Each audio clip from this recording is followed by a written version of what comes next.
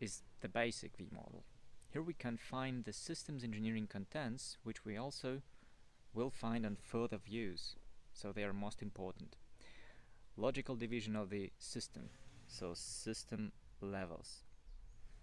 Logical sequence instead of timeline, and environmental level.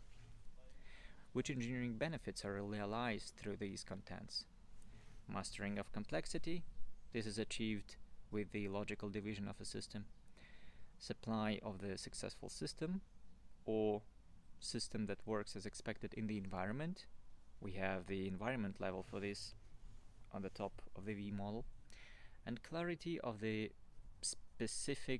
specificities of engineering activities like iterations, evolutionary design, and so on. We achieve these with logical sequence instead of timeline, so we can go back and forth in the model. What lifecycle processes of ISO 15288 do we need to perform to make these benefits possible? I would mention 3 of them. Its architecture definition defines the system levels, taking into account the needs of potential stakeholders, and 2 processes with which the environment of a system can be considered: business or mission analysis and definition of stakeholder needs and requirements. Outputs of these last 2 processes do not define the system of interest, but in what environment the system will live. What competencies do people need to carry out these processes? I mention only few of them. The rest can be seen on the slide. Systems thinking, systems architecting, system modeling and analysis, requirements definition, and critical thinking.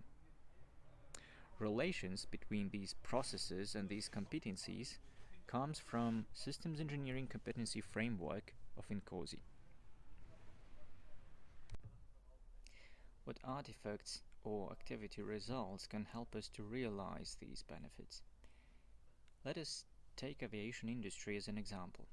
In the industry, it is normal to have aircraft architecture right at the beginning of the project. On the right side, you can see the logical structure of a generic aircraft. This structure is clear to all key stakeholders: the developers, the suppliers, the pilots, the factory staff. System levels in the V model represent exactly these things from real world.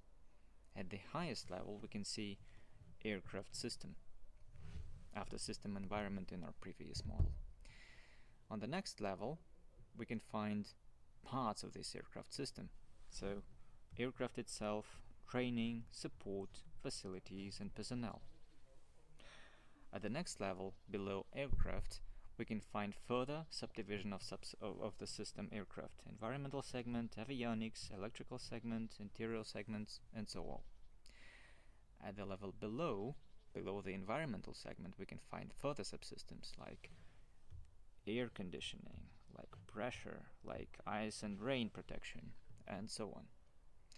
These structures are defined within specific projects based on the ATA 100 building blocks. What is interesting, that is not a must, but that's what is normally done, because the ATA 100 standard, which is, by the way, an aircraft designer independent, and the building blocks there are clear to all companies involved in the industry.